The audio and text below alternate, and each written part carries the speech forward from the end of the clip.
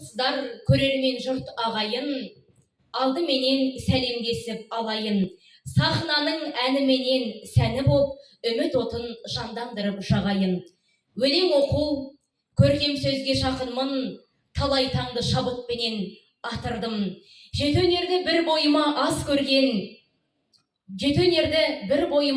көрген, қаламымнан жыр тамған мен ақынмын.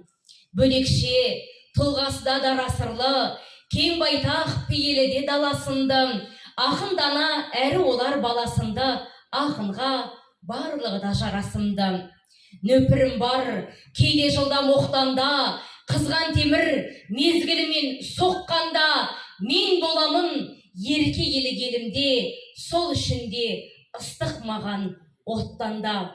Қалың жұртым қамқор едің не деген, демеу беріп қолтығымнан демеген жырым менен бар жандарды жұбатып, көкке өрлеп кемелденіп келеммен.